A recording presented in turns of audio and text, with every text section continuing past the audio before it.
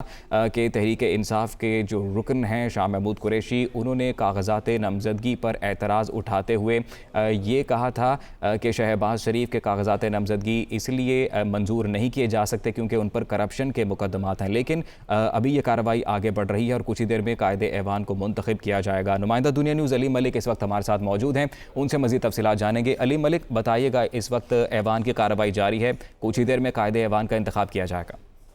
جی، اس وقت اب سے تھوڑی دیر پہلے جو تحریک انصاف کے اراکین تھے، شاہ محمود قریشی، ان کے جو پارلیمانی رہنما ہیں، وہ خطاب کر رہے تھے اور اس دوران انہوں نے کہا کہ وہ ایوان کی کارروائی کا اور جو وزیر اعظم کے انتخاب کا، جو قائد ایوان کے انتخاب کا جو پروسیجر ہے، اس کا ایسا نہیں بننا چاہتے۔ تو اس کے بعد جو پی ٹی آئی اپنے تمام جو ان کے اراکین ہیں وہ باہر چلے گئے۔ اس کے ساتھ ساتھ جو ڈپٹی اسپیکر قاسم سوری تھی، انہوں نے بھی کہا کہ وہ ان کا ضمیر کا وارا نہیں کرتا کہ وہ اپنی نشست پر موجود رہیں، وہ اپنی نشست سے اٹھ کر چلے گئے۔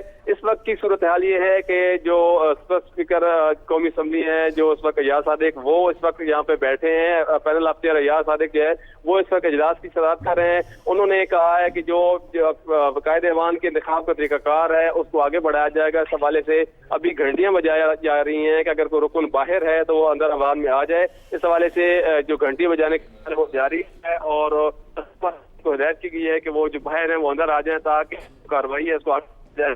اس کے بعد سے اب جو قائد ایوان کارروائی بڑھایا جائے۔ تو اس حوالے اب تک کی جو صورتحال ہے وہ یہ ہے کہ ایوان کے انتخاب کے لیے جو طریقہ کار ہے۔ ٹھیک ہے علیم، آپ سے دوبارہ رابطہ کریں گے۔